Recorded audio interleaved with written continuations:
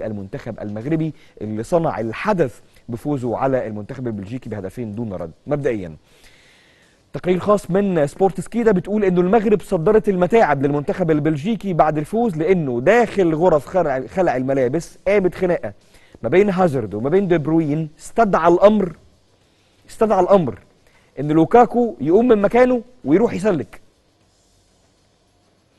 وبالتالي معسكر منتخب بلجيكا يعيش حالات من التوتر عديده. انتوا عارفين ان كان في مشكله قبل كده بين كورتوا اللي كان مرتبط او كان يعني على علاقه بصديقه دي بروين وانفصل عنها وقامت خناقه، ويقال في الكواليس ان هم ما بيكلموش بعض، يعني قدام الكاميرات حاجه وفي داخل غرف خلع الملابس حاجه ثانيه. بتزيد الطين بله زي ما بنقول بعد خناقه دي بروين مع هازارد ولوكاكو بيتدخل. لكن الجميل في الموضوع فرحه المغاربه، لقطات الجمهور المغربي المنتشره في كل مكان على السوشيال ميديا في كل حته في العالم، الكل فرحان بجمهور المغرب. انا بالنسبه لي الفرحه اللي تستحق ان احنا نقف لها بجد هي فرحه الرجراجي.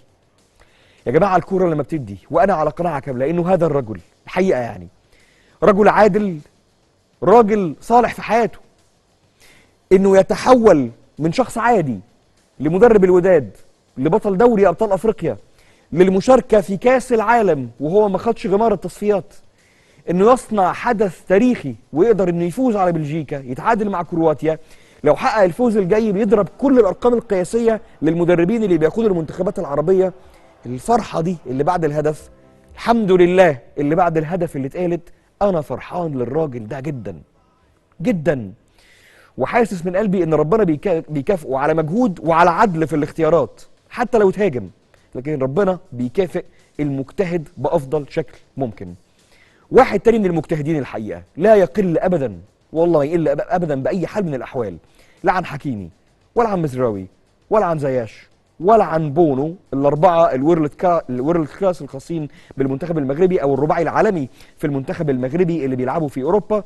هو في اوروبا وهو بيقدم مجهود لا يقل بل يزيد. سفيان مرابط حبيب الكل، نجم فيورنتينا، الراجل الوتد اللي في نص الملعب، جري، قطع، بنى لعب، تواجد في المكان المنافس في المكان المناسب قدام المنافس، ما بيخافش من الكوره. راجل عمل كل حاجه ممكنه قدام كرواتيا وقدام بلجيكا. كل حاجه حلوه في لاعب خط وسط عربي، مش هقول عوضنا لكن هقول بنفس الكيفيه. لكن اسماعيل بن ناصر مفرحنا بيها مع الجزائر ومع الميلان السنه دي والسنه اللي فاتت. سفيان مرابط عامل نفس الحاله رغم كونه في فيورنتينا فريق اقل، لكن في النهايه راجل المغرب بالنسبه لي انا رقم واحد. رقم واحد، ما شاء الله عليك يا ابني. القدر كافئ الركراجي، والصحافه بتقول انه القدر برضه بيكافئ مرابط. على ذمه كورييري دي لو سبورت في صباح هذا اليوم بينزل خبر مفاده انه في عين راحت على مرابط في اول مباراتين، وهناك مفاوضات جاده في يناير القادم من قبل من؟ سفيان مرابط. هنحتار كل اسبوع هل يبقى صلاح فخر العرب ولا سفيان مرابط فخر العرب؟ يا رب يبقوا الاثنين.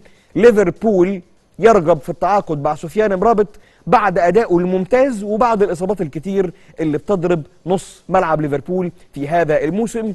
دي التويته اللي نزلت على انفيلد اديشن بيقول فيها ليفربول are one of the growing number of sides، واحد من المهتمين interested in Fiorentina midfielder سفيان مرابط، في لاعب فيورنتينا سفيان مرابط having been impressed by his performances for Morocco in the World Cup، منبهرين بأدائه الأكثر من رائع مع المنتخب المغربي في كأس العالم، مع منشن لصحيفة كورييري دي لو سبورت اللي نشرت الخبر في صباح هذا اليوم.